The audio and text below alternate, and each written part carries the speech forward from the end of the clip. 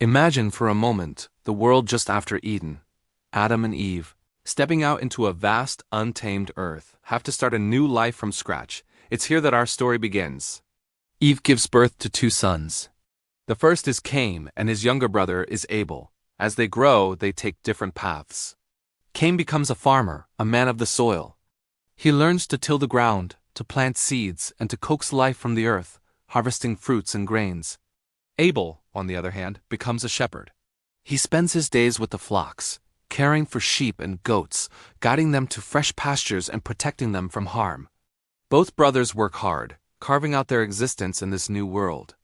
One day, they both decide it's time to give an offering to God, a way to show their gratitude and devotion.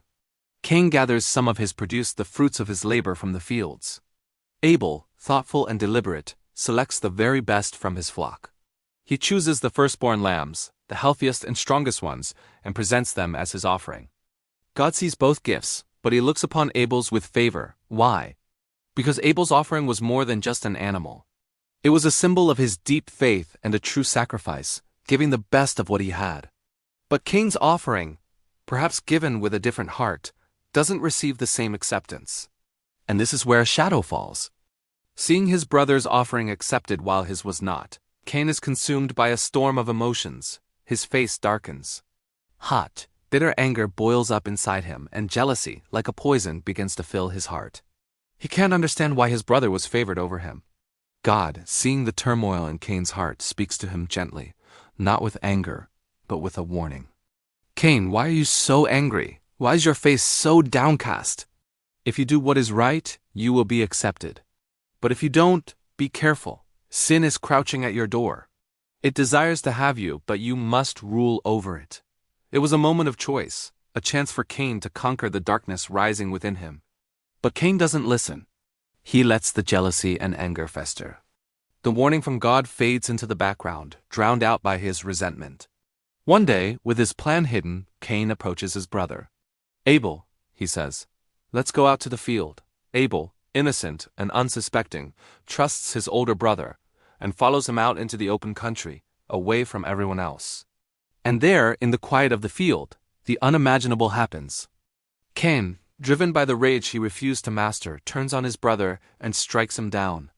Abel, the faithful shepherd, becomes the victim of the world's very first murder, his life ended by the hand of his own brother.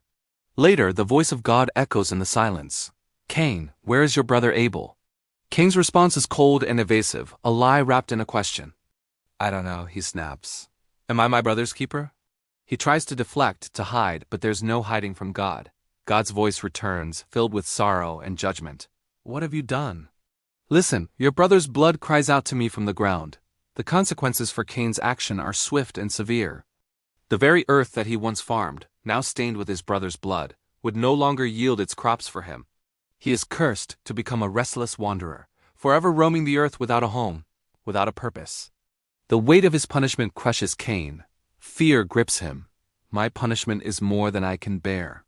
He cries out, I will be a wanderer, and whoever finds me will kill me.